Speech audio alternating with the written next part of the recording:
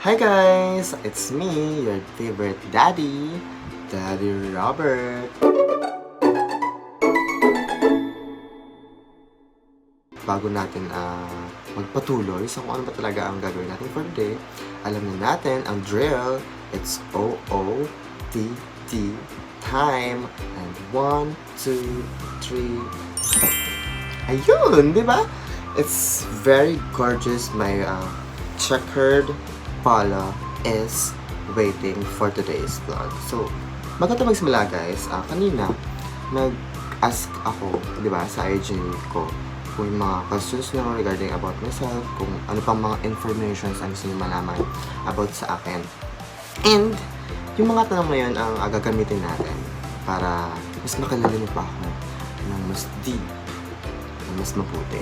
And, habang nagsasagot ako ng mga questions nyo, syempre hindi lang tayo puro sagot, puro tayo taga.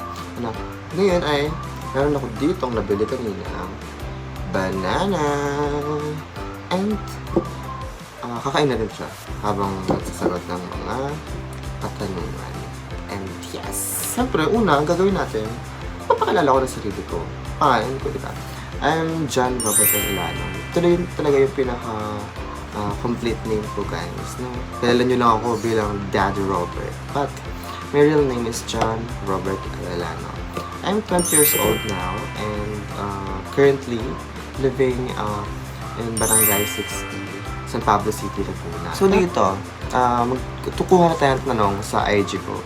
Sabi dito ni @Pedro Penduko, ano po ang mga hobbies mo? Ayun, ano ba yan? Mga subscriber pa yun, hindi nyo alam. Ang hobbies ko guys ay dati, kasama ako sa choir sa Bicol.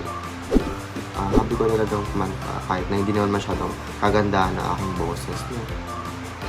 Yun na, hobby ko kumanta, manood ng mga movies. Like, ang mga favorite movies ko talaga, mga drama or mga tragic na love story like La La Land, Eternal Sunshine of Spotless Mind, Bones and All. Tapos favorite ko rin yung movie ni Ariana Grande, tapos na Cynthia Erivo na Wicked. Ayan. So, for the next question, ay sabi dito ni Kuya Kim. Parang familiar siya. Ang tanong niya naman ay, ano ang program or course na pinasukan mo ngayon?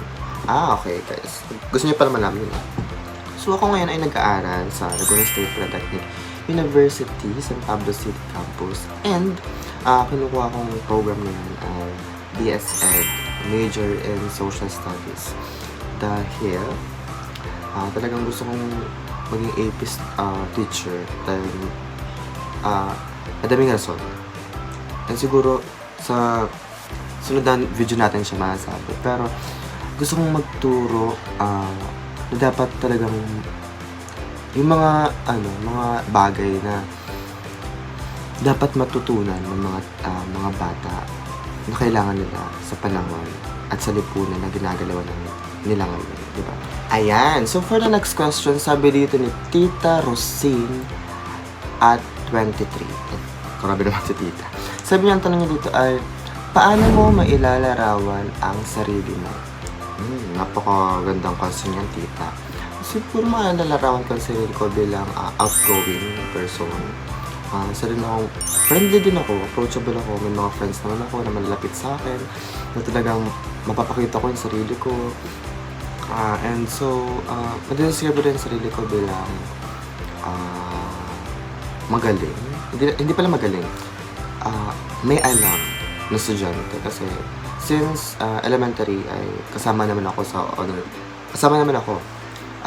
mga achievers, sa top students, asa din ako consistent honor student, no? Hindi yun naman.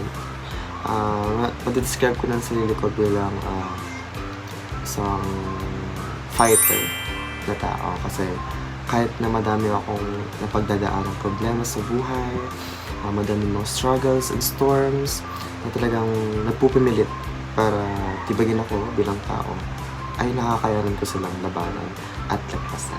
Ayun. Sana guys, ganun din kayo kasi diba, wala naman tayong choice kundi ang lumaban at magpatuloy. Yan, thank you so much Tita Rosita sa napakagandang question. At dahil dyan, kakagat tayo ng saging. Wow. Super sweet. Over. Anyways, and for today ay tapos na tayo. It's a wrap, guys. Thank you so much for taking part of this video. Sa mga questions na napakaganda na sinend sa akin, ay super thank you, guys. See you in the next vlog. Thank you, guys. Ito pala yung vlog. Bye, guys.